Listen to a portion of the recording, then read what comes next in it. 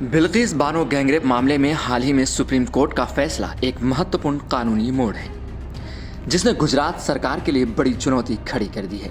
यह मामला 2002 के गुजरात दंगों के दौरान हुए बलात्कार और हत्या का है, जिसमें बिल्किस बानो के साथ गैंगरेप किया गया था और उनके परिवार के साथ अन्य लोगों की हत्या कर दी गई थी। इस मामले में कुल 11 दोषियों को सजा सुनाई गई थी, लेकिन पिछले कुछ समय में गुजरात सरकार ने इन दोषियों की रिहाई के लिए एक विवादास्पद कदम उठाया, जिससे पूरे देश में बहस छिड़ गई। इस रिहाई के खिलाफ सुप्रीम कोर्ट में दायर याचिका पर कोर्ट ने राज्य सरकार को कड़ी फटकार लगाई और दोषियों के रिहाई के आदेश को खारिज कर दिया। सुप्रीम कोर्ट का हालिया फैसला गुरुवार को सुप्रीम कोर्ट ने एक बार फिर गुजरात सरकार को झटका देते हुए बिल्किस बानो गैंगरेप मामले में 11 दोषियों के रिहाई से जुड़े अपने आदेश में की गई टिप्पणियों को हटाने से इनकार कर दिया। गुजरात सरकार ने सुप्रीम कोर्ट से अपील की थी कि न्यायालय द्वारा दिए गए 8 जनवरी 2024 के फैसले की कुछ टिप्पणियों को हटाया जाए, जिनमें राज्य सरकार की आलोचना की गई थी। सरकार ने यह तर्क दिया कि ये टिप्पणियां अनुचित थीं और फैसले के सार को गलत तरीके से पेश करती हैं। हालांकि न्यायमूर्ति बीवी नागरत्ना और न्यायमूर्ति उज्जल भुइया की पीठ ने सरकार की याचिका को खारिज कर दिया।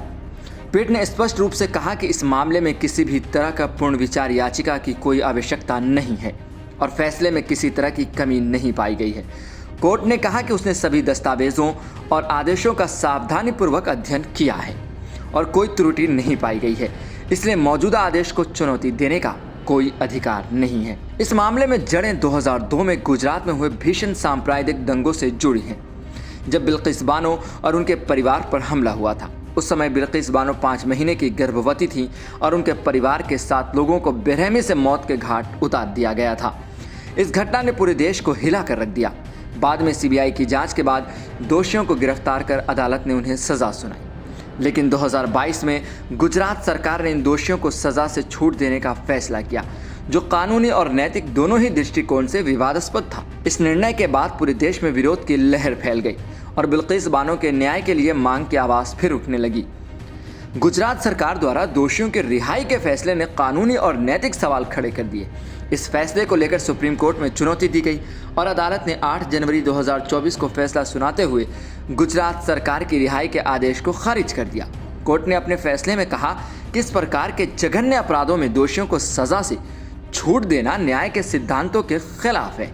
सुप्रीम कोर्ट ने यह भी कहा कि बिल्किस बानो जैसे मामलों में पीड़िता के अधिकारों की रक्षा सबसे महत्वपूर्ण है और यह सुनिश्चित किया जाना चाहिए कि इस प्रकार के अपराधों में दोषियों को कोई रियायत न मिले।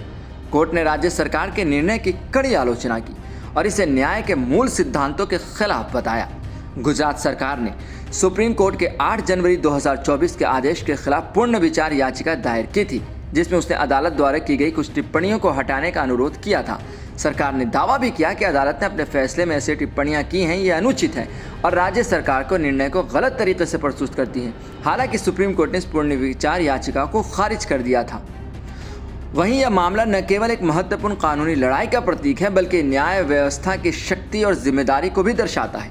बिल्किस बानो जैसे मामलों में जहां पीड़िता को न्याय मिलना अत्यधिक महत्वपूर्ण है, वहां दोषियों की रिहाई जैसे फैसले पर कड़ी निगरानी होनी चाहिए। सुप्रीम कोर्ट का यह फैसला यह दर्शाता है कि भारतीय न्यायपालिका किसी भी प्रकार के अन्याय के खिलाफ मजबूती से खड़ी रहती है और पीड़ितों के अधिकारों की रक्षा के लिए प्रतिबद्ध है। इस मामले में अदालत ने यह भी सुनिश्चित किया कि न्याय के मूल सिद्धांतों का पालन हो और किसी भी प्रकार के त्रुटिपूर्ण टिप्पणियां हटाने की मांग को खारिज कर दिया।